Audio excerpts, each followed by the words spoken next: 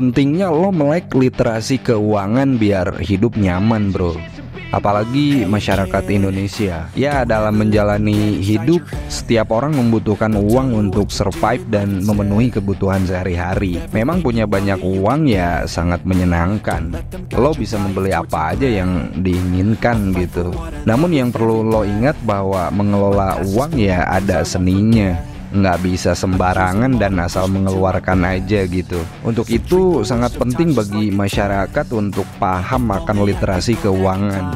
Nah, apa sih sebenarnya literasi keuangan?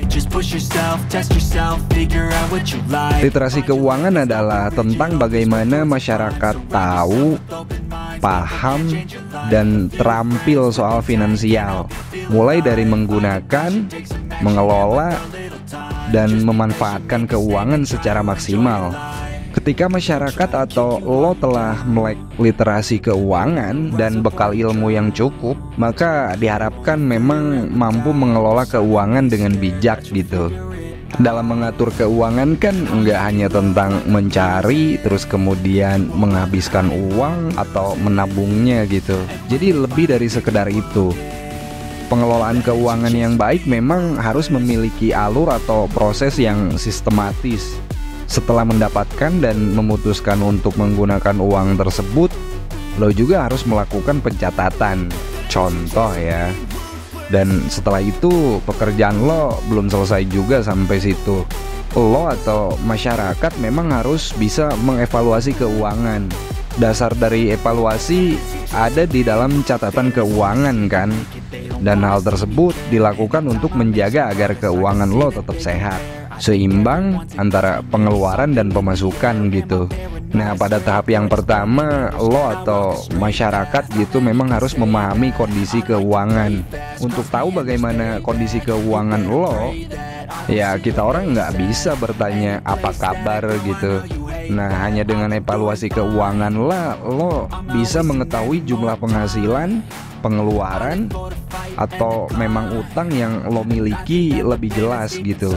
Dan jika memang hasil evaluasi keuangan lo sehat, maka ya seharusnya nggak ada masalah. Dan sebaliknya, secara kasat mata, kalau lo sendiri bisa merasakan atau misalnya lo punya banyak utang, atau uang lo cepet habis, atau banyak uang lo yang merasa lo kok hilang gitu, pergi kemana itu uang, dan lain sebagainya macamnya lah, itu berarti lo punya masalah tuh dalam keuangan dan belum teredukasi soal literasi keuangan. Nah, pada tahap kedua, masyarakat juga perlu mengetahui permasalahan keuangan.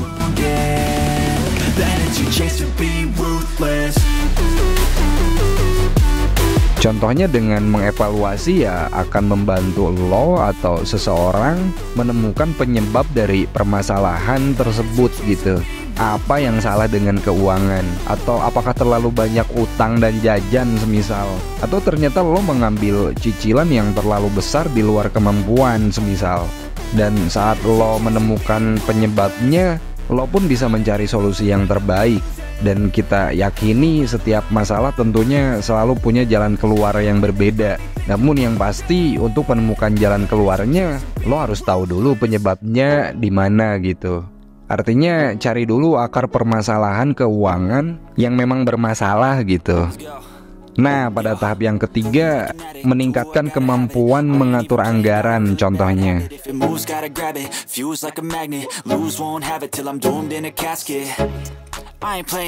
Kayak dengan mengetahui penghasilan dan pengeluaran, ketika lo orang memiliki aset, lo bisa tahu seberapa banyak uang yang lo punya. Lo pun bisa lebih mudah mengatur uang yang dimiliki gitu. Artinya lo perlu menyusun anggaran dengan baik agar semua kebutuhan bisa terpenuhi. Bahkan keinginan lo pun bisa lo jadikan kenyataan jika memang di setiap pengeluaran memang ada anggarannya. Artinya kita orang harus belajar membuat anggaran untuk setiap pengeluaran. Ya dicatat aja gitu, setiap bulan memang dianggarkan berapa, pemasukan berapa, pengeluaran berapa, pemasukan berapa, pengeluaran berapa. Ketika mengetahui itu, kemudian lo bisa membuat anggaran dengan baik, maka kita orang akan bisa merasakannya sendiri deh pokoknya.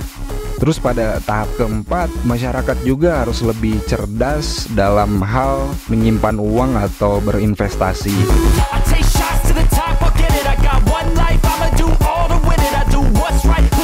Manfaat jangka panjang dari evaluasi keuangan atau belajar literasi tentang keuangan adalah lo bisa meningkatkan kemampuan untuk menabung, menyimpan uang, dan bahkan menginvestasikannya.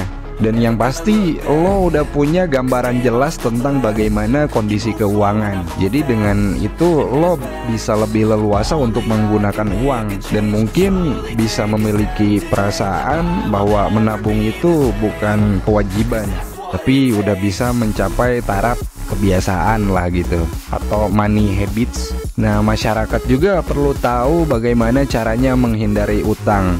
Ini pada tahap yang kelima.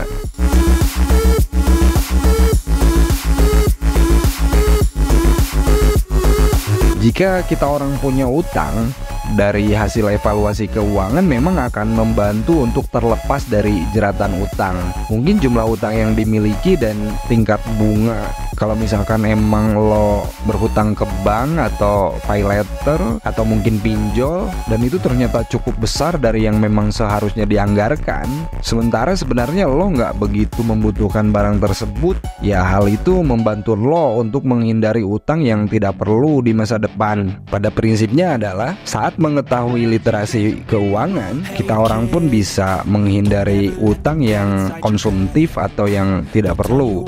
Pada tahap yang keenam, kita orang atau lo bisa meningkatkan kesejahteraan finansial.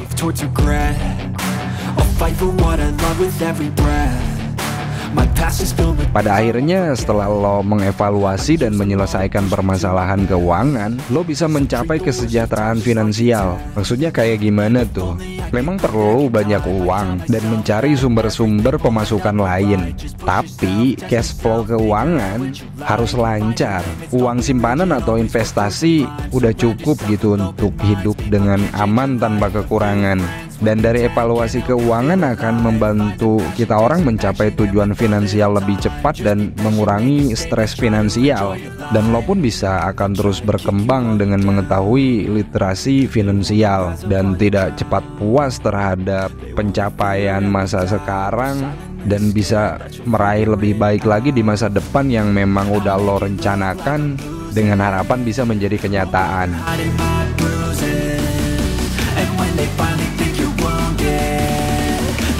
Chance to be ruthless.